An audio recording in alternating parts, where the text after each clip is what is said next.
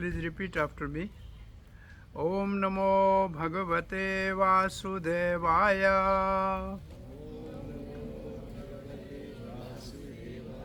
Om Namo Bhagavate Vasudevaya.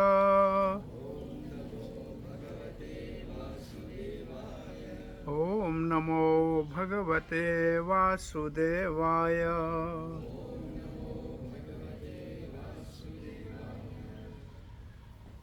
So you're all welcome for our Thursday program, a spiritual dinner along with the, spiritual lunch along with the lunch for the body. इसको कुछ पीछे करते So- हैं तो interference करना है. This is doing interference with the mobile phone. If you put that a little bit पीछे. So, like body needs the food 3 times a day, so soul also needs.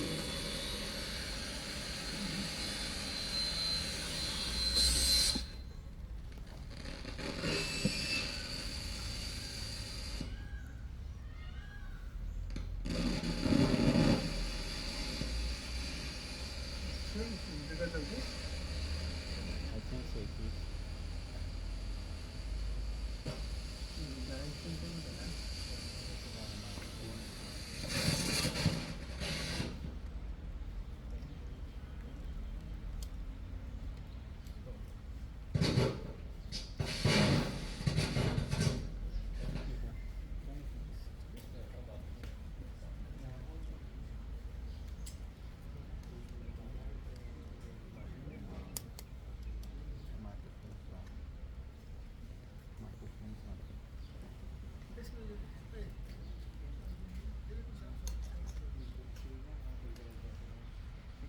It's because of this? No, I don't think so. The bathroom. ठीक है.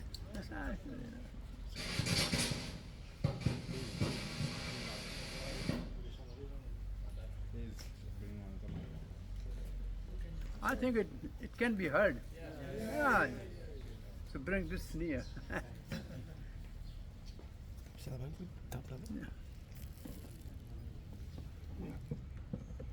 Too much dependence on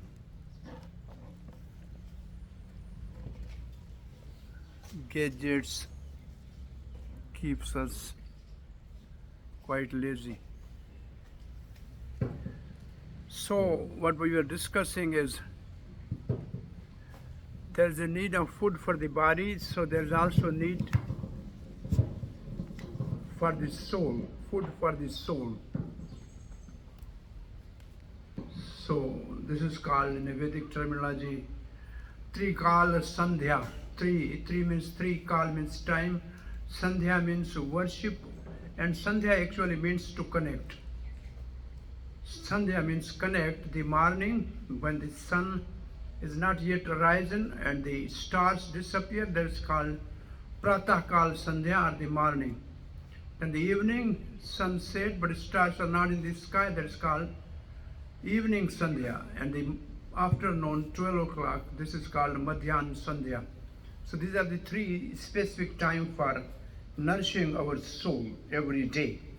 This is what the Vedic injection is for all. So today's our topic is service attitude, and the epitome of that is Sri Hanumanji. So by nature, every living entity, what to speak of human beings, every living entity has a natural instinct to love and serve. Even a small sparrow will bring a grain for the baby.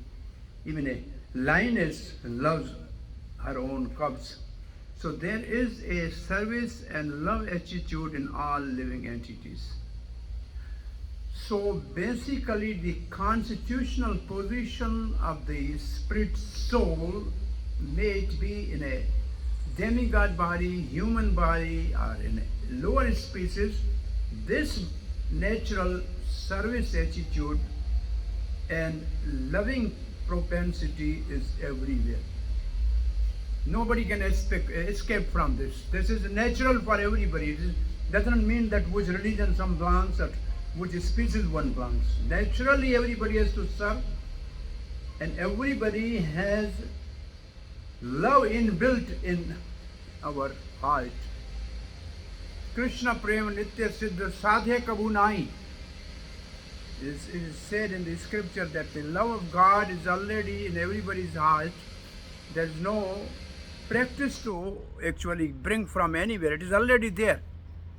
Only it needs to be awakened.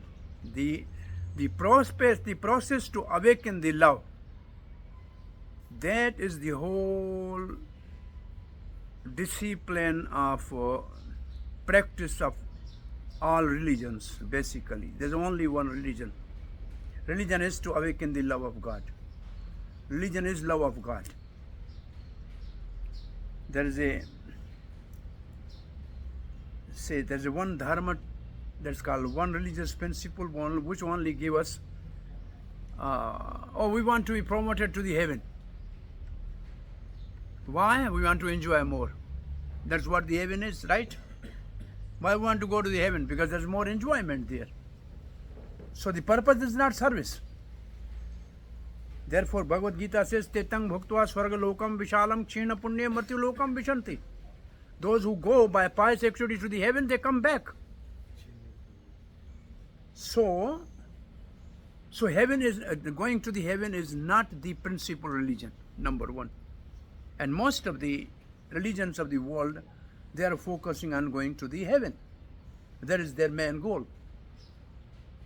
Beyond that, the place where we go and we never come back, when there is no death, there is no disease, there is no old age, there is no birth, that place, which everybody by nature wants to live forever, wants to know everything, wants to be happy. This is the natural instinct of all living entities. I want to live forever. I want to know everything. I want to be happy. This is the nature of the soul. And we want to translate this in the body. And the body cannot live forever. Body cannot know everything. And body cannot be happy all times.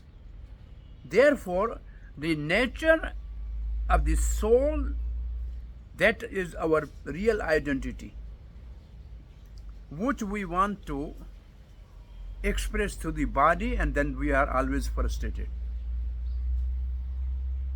You know, it's like that.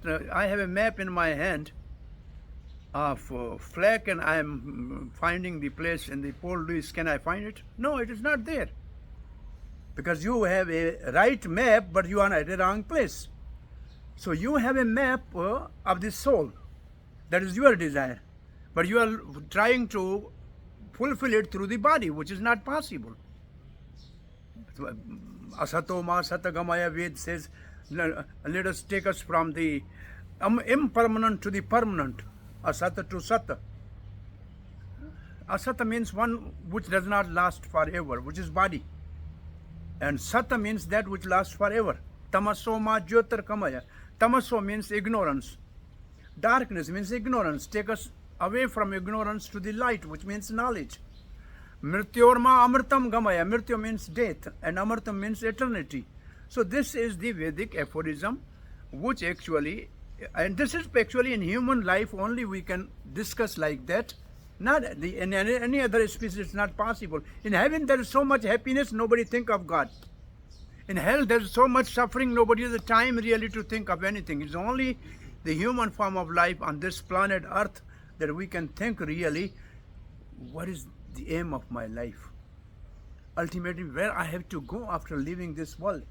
Everybody has to leave this world, we know, but where I have to go, nobody knows.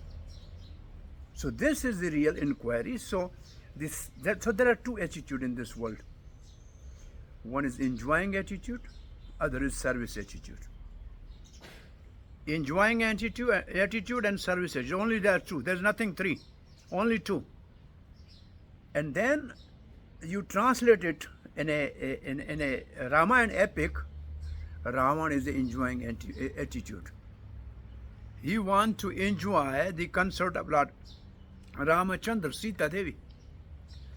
And Hanuman is service attitude. He want to unite the Sita with the Ram. So in other words, there are two type of groups of people on the planet. One are a Ravan mentality, which is enjoying mentality. One is Hanuman attitude, which is service attitude. And naturally, in our traditional language, in Vedic language, the Lakshmi Devi, Mother Lakshmi is wealth. Wealth is called Lakshmi. Prosperity is called Lakshmi. And Lakshmi is is a consort of Lord Vishnu, Narayan. Like Sita is a Lakshmi and Ramachandra is Narayan. So people go to the temple, all the people which go to the temple, wherever they go, whichever religious place they go, what they really go and pray. What is your answer? What the people are going praying for what? Ultimately to get wealth. They say we want to be happy, but how? By getting wealth. Just think, this Lakshmi belongs to Narayan. She's her consort, and you are going to and asking her, give me Lakshmi. Is it is a sensible proposal? Asking God to give your wife? This is a problem. This is a problem, really. Therefore, Vedas says, Tumeva mata cha pita tumeva bandhu cha sakha. Oh, you are my mother. Okay, you become son and enjoy. If you want to be husband, this Prithvi, the mother earth, is Vishnu Patni. Lakshmi is Vishnu Patni. And everybody in this world want to be a master of the earth and master of the money. This is the problem of the whole world. And both are laughing. When our friends came here, they thought we are the ruler of this island. Where are they now? British wanted to be ruler of there. Where are they? So this Prithvi belongs to Vishnu, not to anybody else. So many people came and they left. Nobody knows them. Similarly, Lakshmi also. You know, Lakshmi has two carriers. When Lakshmi comes with Narayan, she comes on Garuda. And from the wings of the Garuda, there is a Vedic hymns. And that Lakshmi is permanent. It always gives you the happiness, prosperity, peace of mind, everything. When you want Lakshmi to come alone, without Narayan, and do you know what is the carrier of the Lakshmi then? Owl. Lakshmi coming alone is coming always on owl. And when she is coming on owl, she makes us blind. Owl is blind. It's sun? No, it's not sun. So that is the Lakshmi which is coming without Narayan is unstable, never stay at one place. Chanchala, Lakshmi is called, filtering or chanchal when comes alone. When comes with Narayan, she's stable. So we must develop the attitude of service, and we must give up the enjoying propensity or attitude, because this enjoying, I say enjoying means, the Sanskrit enjoying is called bhokta. Bhokta means enjoyer. And in Gita, Krishna says, Bhoktaram yagatapasam sarvaloka maheshwaram. I am the enjoyer. So if you want to enjoy, it means you want to compete with God. What do you think? Will you ever be successful to compete with God? No. So it is better to be enjoyed rather than to be enjoyed.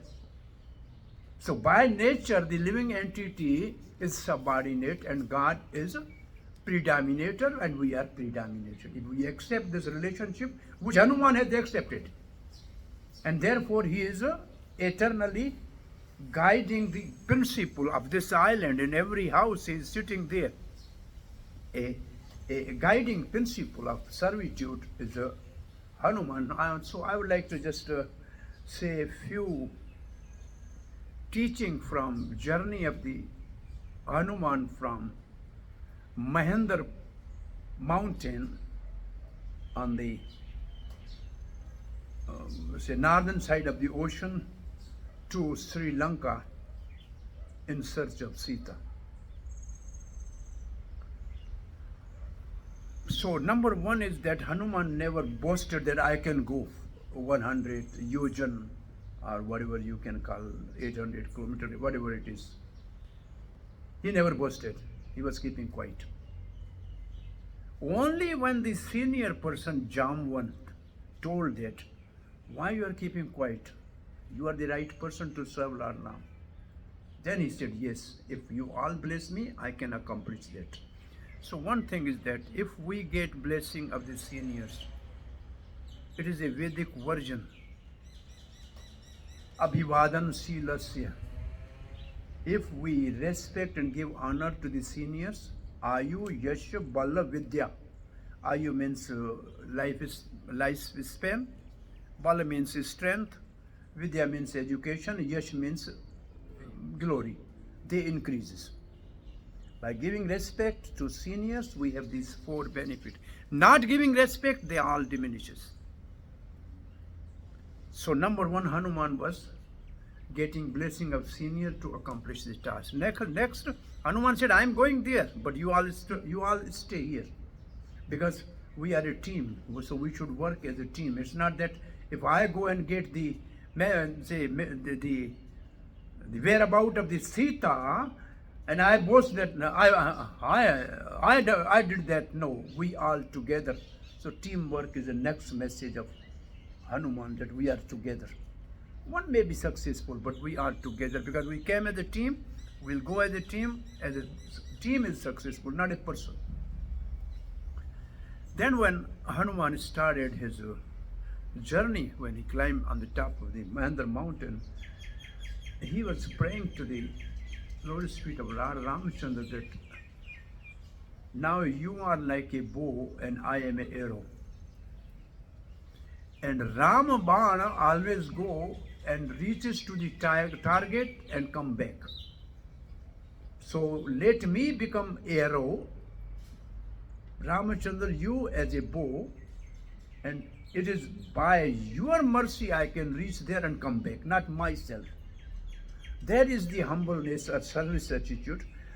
So the spirit is that when we are assigned some duty, we should be 100% committed that if I don't do this, it will never happen. One side. Other side, it's only by the mercy of the seniors and by the mercy of the God, it will be accomplished. I am nothing. So both ways, 100% dependence on the God and 100% our own effort. This will actually bring us success. Both sides, we should be 100% committed to accomplish the task and 100% dependent upon the blessings. Both ways, then it really works. Now Hanuman climbed, and the demigods thought he maybe, let us test how mighty he is. So what they did is they asked some mountain by name Minak, who was within the ocean, say, go and ask Hanuman to take a little rest, to eat some fruits, and it's a long journey. So Minak followed that order of the ocean, and he came out and he said, Hanuman, long way you have to go, you just honor my hospitality, eat something, take rest and go. Hanuman says, Rama Kama Nahi Vishrama. When I am on the mission of Lord Ramchandra, I cannot rest. But I cannot offend you. I accept your hospitality, but I cannot really accept it. I accept, I honor it, I will not accept. This is the first obstruction for a seeker of the truth. And what is that? Comfortable life. It's comfort zone.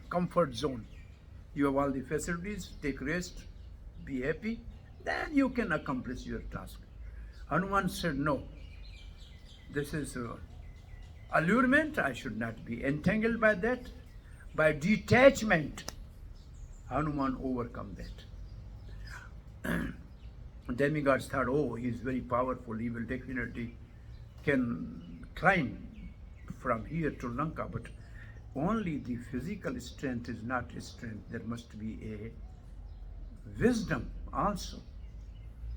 And Hanuman is called Manojvamar Tulya Buddhitanam Buddhimatam Varishtam. Buddhimatam Varishtam. Buddhimatam means those who are wise. Varishtam means the best among the wisest person. So what the demigods they asked the mother of the snake Sursa, go and ask Hanuman that Brahma has given me the boon. Anybody who comes on my way, he has to come in my mouth. So Hanuman, you can enter in my mouth. Hanuman said, yes, mother, I will do this. Let me first finish the mission of Lord Ramchandra. Get me the whereabout of Sita, tell to Ram, and then I will come and enter your mouth. He said, nobody will come in the death mouth. No, now you enter. Hanuman said, your mouth is so small, I'm too big, how can I enter in it? So Sursa increasing, Hanuman competently increasing. This is going on, and ultimately Hanuman becomes so small, entered inside the mouth and came out. So this is another obstacle in the practice of a seeker. False ego. I am bigger. No. I am for 10 years here. What do you think? No, I am here for 20 years. So this sort of ego, false ego, is a big obstacle on really progress on the path. So Hanuman actually conquered this ego by becoming humble, to become small. If you become small, then all problems are solved. Hanuman entered and came out, and Sursa, she came just to examine Hanuman. And then demigod thought, oh, he's wise. He's not only physically strong, but he's wise. Now the third obstacle was Singhika.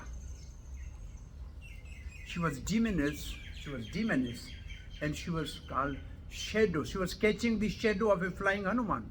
Chaya Grani. Shadow is a black. Shadow of everything is black. So finding a fault in somebody is called Singhika. Enviousness. Only finding fault in other people. And this is the biggest obstacle when we practice really, when we are seeker on the path of really, what is called, we call Krishna consciousness, or what you call on the path back to home, or on the path in search of Narayan. This is the one of the very difficult to conquer enviousness of others, finding fault in others. And Hanuman immediately saw, I'm not able to really continue my journey. What's wrong? He looked down. Singhika was holding his shadow. So Hanuman dived into the heart of Singhika, tore it open, threw it away. So you see, this enviousness has to be completely removed from the heart. When Dhruv Maharaj, he was offended by his stepmother, and he was really, and his mother told that if you want really now the justice, when the king is not giving justice, then only God is left. Go to the God. He said, where is God? He said, God you can find in forest. So he said, okay, I'm going. Then mother said, wait a minute, my son. You have still enviousness towards your stepmother who actually offended you? He said, yes, my heart is burning. He said, my son, if there is enviousness in your heart, you will never get God in your heart. It's only love which can attract God, not enviousness. You just take that out from your heart. Then only you can. This is the best message mother gave to the child. Never become fault finder or envious of other people. Otherwise, you will never be successful in achieving your goals. So Hanuman conquered enviousness by completely eradicating it from the root. And then Hanuman landed on the Trikut mountain. And he was waiting there for the evening. And he was doing, a little investigation, what about Lanka, about the Lanka, its defense system and everything. But when it become really evening, then he become too small to climb over the wall of the Lanka. At that time, the Lankani Vastu Devi of Lanka said, "Oh, thief, where are you going?" Hanuman looked back. He said, "Thief? I am thief of Ravan. Who is thief?" Ravan has stolen Sita, not me. I am going to in search of Sita. But she said, "No, you cannot go in." So Hanuman, she stopped Hanuman. Hanuman he has no way. What can he do? Because she was lady and Hanuman was brahmachari. But anyway, he looked on the other side and from left hand she gave a little push to the lady and she got it down, had blood from the mouth and said, "Oh, Brahma told me when some monkey gets you bleeding from mouth, it is the time Lanka is going to be smashed. So with my blessing now go and find out Sita." So this is the fourth obstacle. And what is that actually? False propaganda. What is false propaganda? If like you officers of custom department sit here and chant with me, for example, Hare Krishna, Krishna Krishna, Hare Hare, Hare Ram, Ram Ram, Hare Hare. Somebody will say, what is this? What are they doing? This is not good. What is not good? Why it is not good? So when the young boys come and they join really the spiritual movement, people said, "Oh, he is spoiled." Is he spoiled? Or the one who is doing all nonsense, he is spoiled? You have two young boys. One is going to the temple and becoming a monk, and one who is going to the every nonsense place, whatever you can think of, wine, woman, whatever you say. And who is wrong and who is right? The one who is really on right path, but people say he's bad, he's bad, he's bad. That is false propaganda. And we have not really to be influenced by false propaganda. Job is our profession. The religion is our personal life. So we have to live both together. It's not that for profession we can give up our... the profession is of this body and religion is of the soul. So we cannot really sell the soul for the profession of the body. This is not advisable at all. So Hanuman ultimately succeeded in finding the Sita and gave message to Lord Ramchandra, and Lord Ramchandra reached there. So this is the service attitude, have all these obstacles on the path, and one who overcome all these obstacles will be ultimately dear to God. And one who is dear to God is above going to the heaven. About going to the heaven, this is the one religion which is for pious people. They have object to go to the heaven. But then there are jnanis.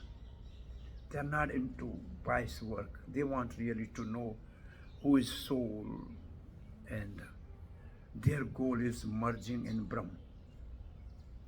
That's called merging in Brahma. Brahmaleen. There is a second type of religion which in a Vedic society, this one school, Advaita school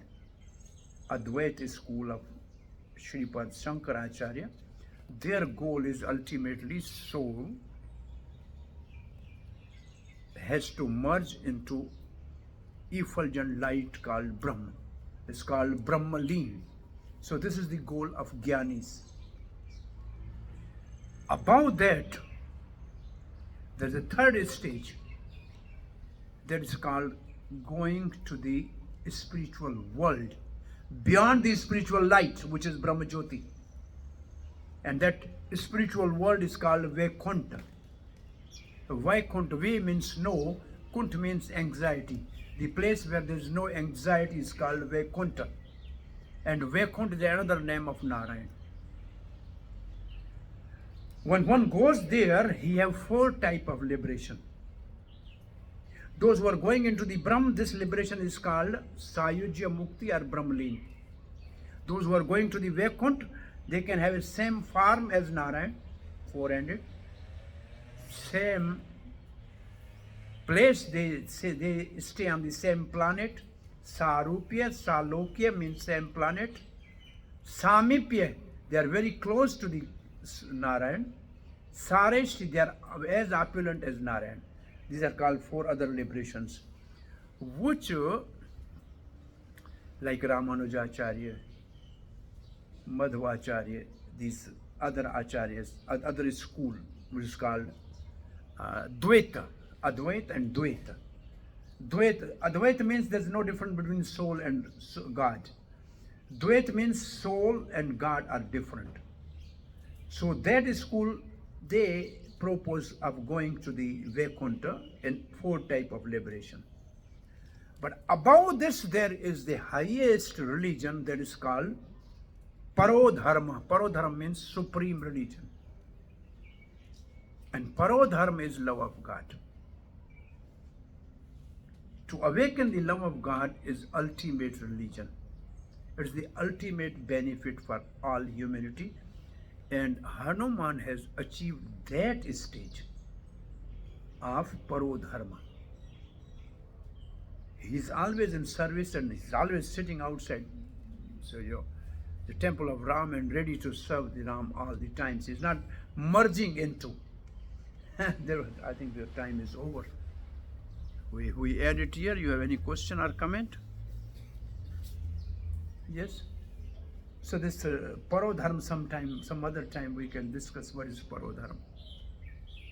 Any question or comment?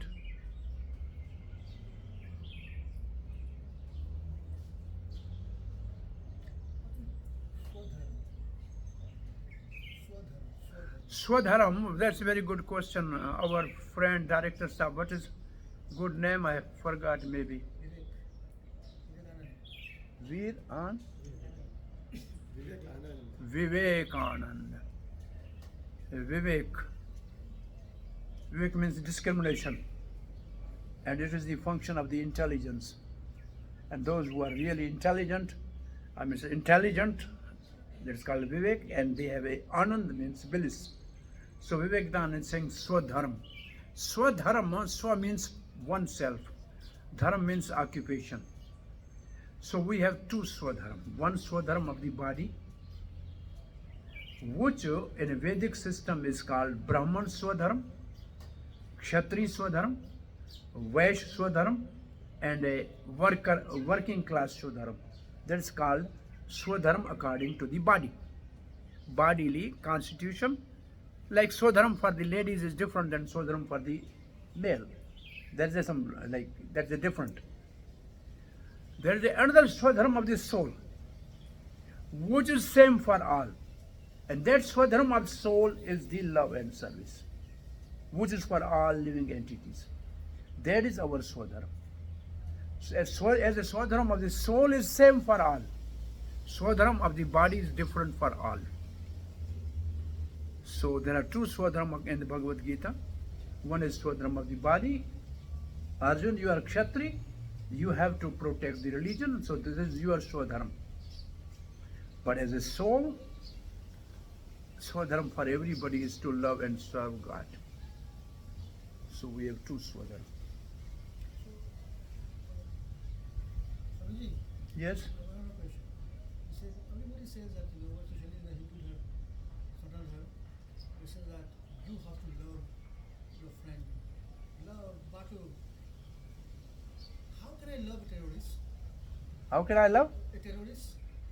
How can I love the guy who chopped the head of the Hare Krishna in Bangladesh? How can we love a person who has been stealing? Very good. That's good. Chop the head of? Hare Krishna devotees in Bangladesh during the Navratri in 3 years back. ZP headed the devotees attacked in Bangladesh. So how does anybody expect me to love this guy? see, sometime father slap and sometime gives the ice cream, but we have to love the father. He may slap sometime and he may give ice cream.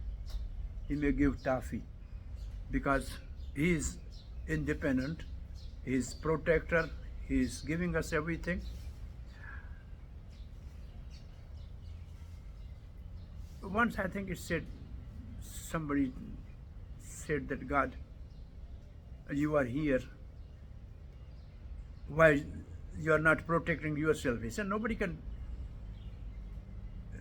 harm me, but I have given you responsibility as a service to protect me. So Krishna could have killed everybody on the battlefield of Kurukshetra, but he gave this opportunity to Arjun to give the glory to the Arjun. So in certain situation, Krishna gives opportunity to the devotees to be glorified. Krishna can accomplish anything without,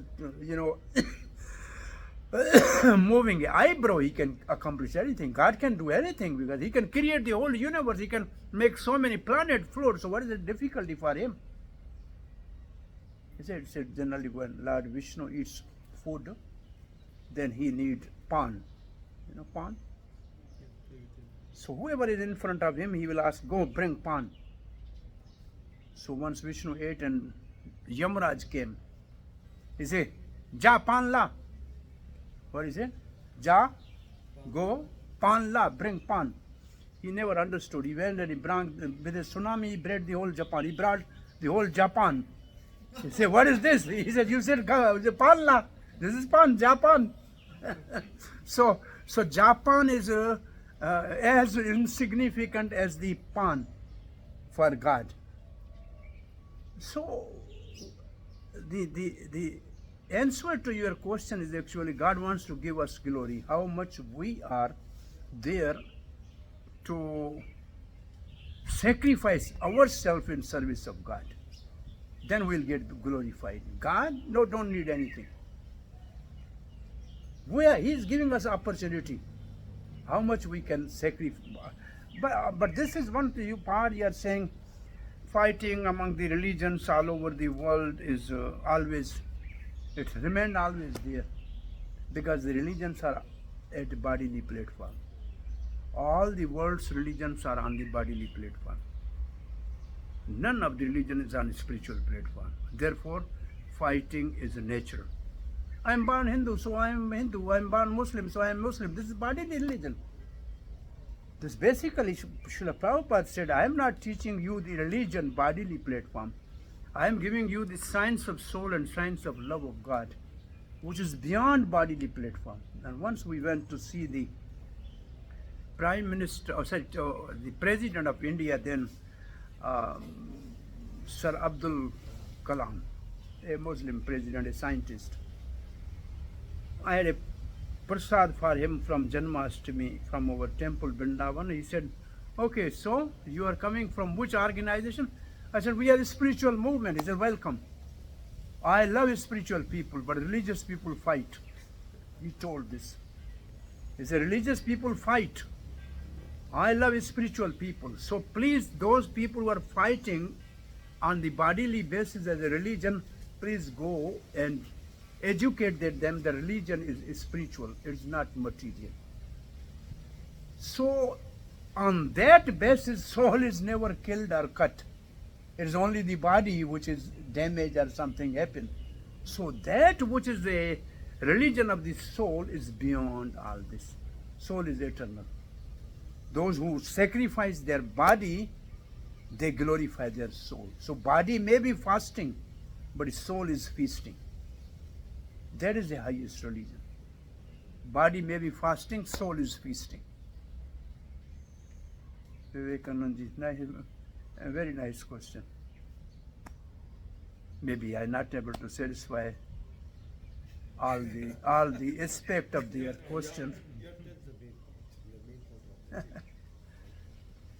another question: how come all our deities, How can all?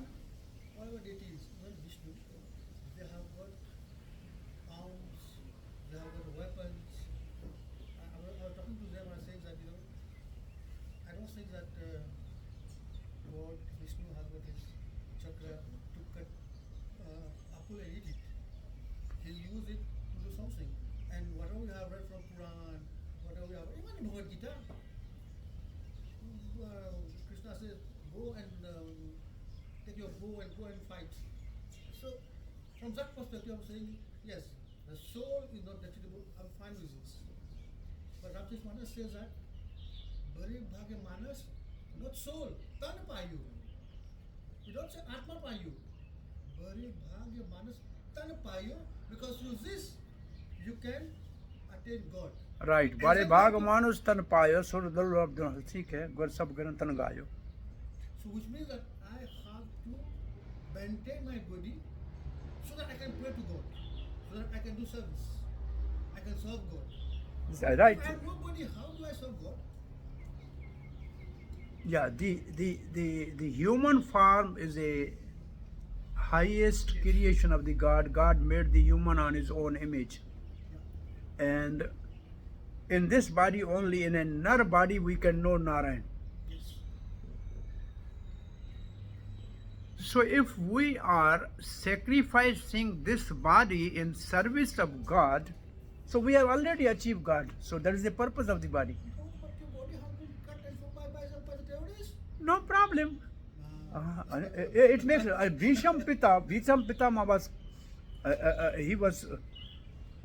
he has hundreds of arrows in his body, but ultimately Krishna went to see him at the last time when he was departing. So it means his dying, nobody on the planet has left body in front of the God and praying, and Bhisham has done that.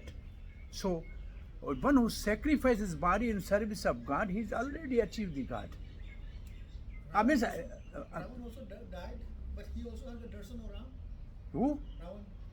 Yes, Ravan is not a demon. Ravan is a doorkeeper of Lord Vishnu, and Lord wanted to have a play with him, so he just came as a Ravan. He's acting, these three demons, Hiranyakashipu, Ravan, and Shishupal. They represent three things: Kam, Krodh, Lobh. And these are the three doors to the hell in Bhagavad Gita. So they represent these three demons, that we should avoid these three wrong choices in our life to go to hell. So these they are playing a part. Like we have a Rama and drama. Somebody will become Raman. Ravan doesn't mean that he's a demon. He's one of our colleagues. He's acting as a Ravan. So Ravan was happy. He was knowing that he's my Lord. But I have to do this because he wants it. Why? He wants this. It is his part. It is his desire. I think the discussion is good, and it can go eternal, because topic of God, Lord is Anant.